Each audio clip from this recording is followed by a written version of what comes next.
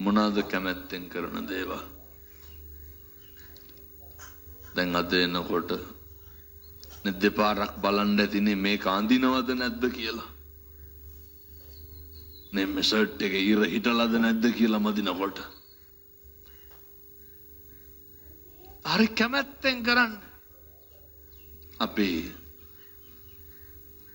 සලුන් යන එක හරි කැමැත්තෙන් කරන්නේ. අද උයන්න බෑ කියලා හිතුනොත් කඩෙන් මොනා හරි කන්න. නේද? මේ පැතිවලත් යනවා අර චූම්පාන් ලොරි. නේ. උයන්න බෑ කියලා හිතුනොත් මොකද කරන්නේ? ඕකෙන් අරගෙන කනවා. අපේ නාගරික පින්නතුන් නාගරික උදවිය උයන්න බෑ කියලා හිතුනොත් එළියට යනවා. රෙස්ටොරන්ට් එකකින් කෑම කන්න.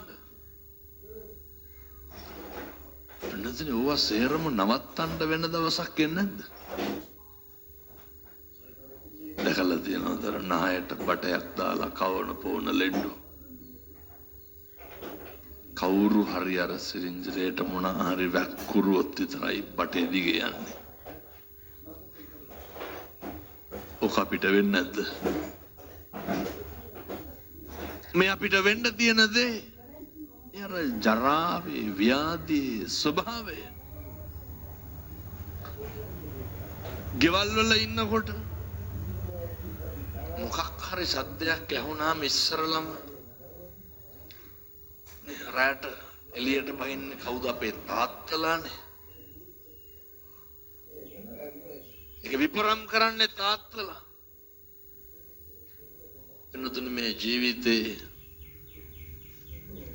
ලෙඩු දාස් ගානකට පිරිත් කියලා ඇති. අපි හරි කැමැත්තෙන් නෙමෙයිද ඔය වත්තේ පිටි ඇවිදින්නේ. දවසක් එනවා පින්නතුනේ කවුරු හරි කියන විස්තරයක් අහගෙන ඇඳකට වෙලා ඉන්න. ඔක සල්ලි තිබ්බා කියලා වෙනස් වෙනවද? එල්ලසමයි. අපි කැමැත්තෙන් කරපු බොහෝ දේවල් මේ ජීවිතේ නවත්තන්න වෙන අපිට මොකද්ද දැන් ඔය ජීවත් වෙලා ඉන්නකොට පිරිමහන්න තියෙන වෛරය? ඔය මේ පැතිවලත් අර ඉඩකඩම් ප්‍රශ්න තියෙනවද නැද්ද වැඩි? නෑ බොහෝ පැතිවල තියෙනවා ඒකයි. තිස්ස මහා රාමේ හොඳයි. මත්ද්‍රව්‍ය නෑ, කචල් බචල් නෑ, ඉඩකඩම් ගැටලු නෑ. පින්නතුනේ මේවට අපි වගේ මොට්ටු වෙච්ච මිනිස්සු අර පස්වලට යට වෙලා ඉන්නේ. අපි වගේ මනකට පෙස්සන් ගහපු මිනිස්සු ඇති. මේ පැතිවල පෙස්සන් එහෙම ගහනවද නැහැ? අනේකගේ දියුණුවට ඔය මිනිස්සුන්ට හරි ප්‍රශ්නේ අනේකට ලැබෙන්නේ කොහොමද කියලා. පුපුරනවා පින්නතුනේ. මුදිතාව කියන එක තියෙන්න ඕන. ජීවිතේ පුරුදු වෙන්න.